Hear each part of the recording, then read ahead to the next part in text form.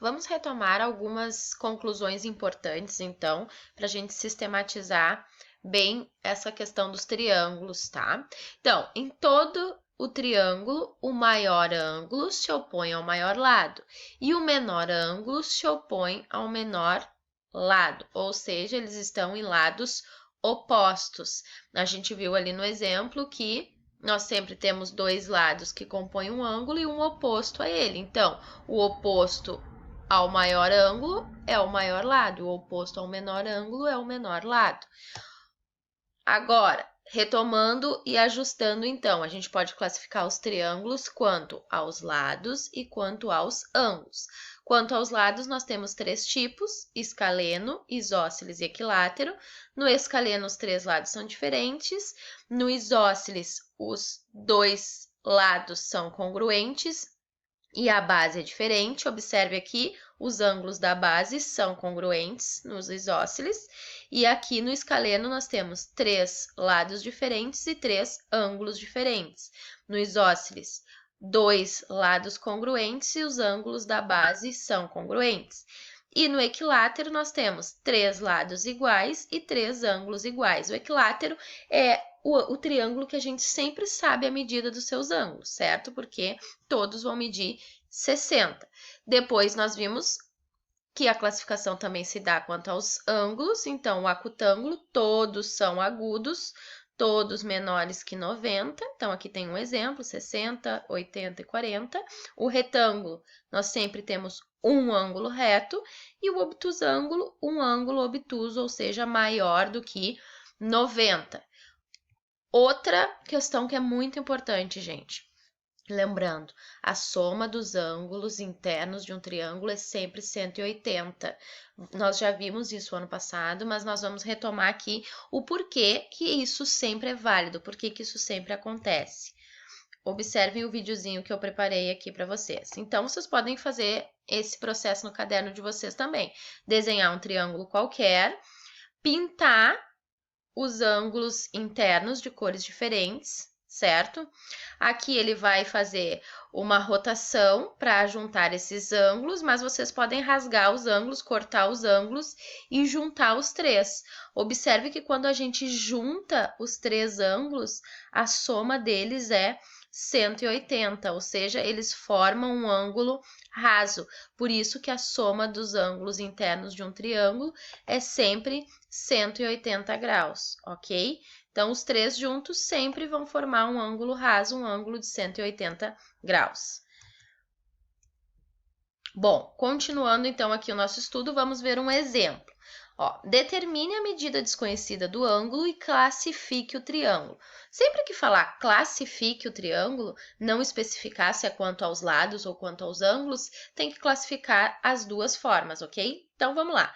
Primeira coisa é determinar a medida desconhecida daquele ângulo ali, nós vamos chamar de x, poderiam usar qualquer outro valor, né, qualquer outra letra. E lembrando que a soma dos ângulos internos é 180, então a gente sabe que x mais 40 mais 30 tem que fechar 180. Então, a gente pode escrever a equaçãozinha, 40 mais 30, que é esses dois ângulos aqui, mais x tem que dar 180. 40 mais 30, 70, mais x igual a 180. Que número que eu somo com 70 para fechar o 180? 110, ou trabalhando com as operações inversas na equação, nós vamos achar que x vale 110. Bom, já conhecemos todos os ângulos, agora nós vamos analisar os lados para poder classificar. Bom, nós temos lado 20, lado 16 e lado 6 centímetros. Três lados com medidas diferentes, então a gente classifica ele como escaleno. Depois, um ângulo é maior do que 90, que no caso é o 110 que a gente achou, então ele é obtusângulo. Então, a classificação final desse triângulo, nós dizemos que ele é escaleno e obtusângulo, certo? Outro exemplo, então. Considerando que o triângulo abaixo é isósceles, determine a medida dos ângulos internos. Bom, o que a gente sabe? Triângulo isósceles, nós temos dois lados congruentes e a base é diferente. O que nós vimos ali nas considerações importantes também? Que no triângulo isósceles, os ângulos da base são congruentes, são iguais, têm a mesma medida. Então, a gente pode escrever essa expressão, ó, x mais 30 é igual a 2x menos 20.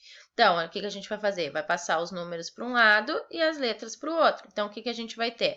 30 mais 20 igual a 2x menos o x. O que a gente tem?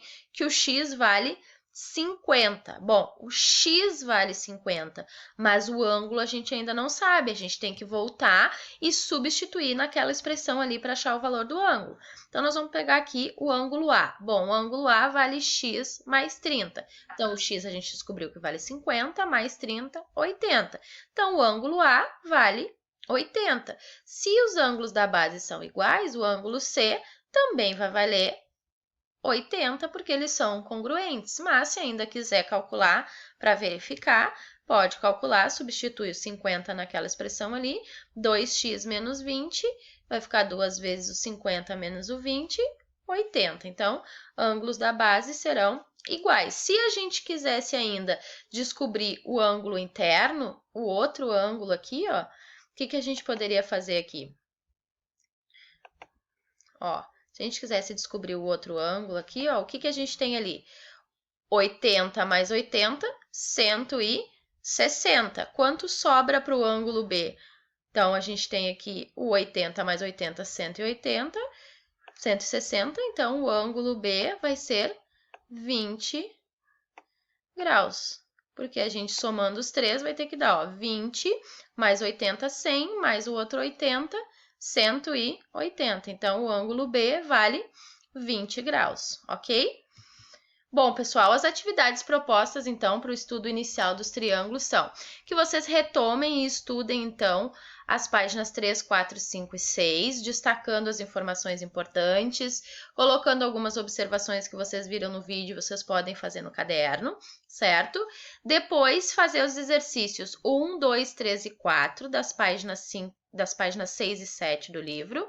Depois, os exercícios 6 e 8 da página 8.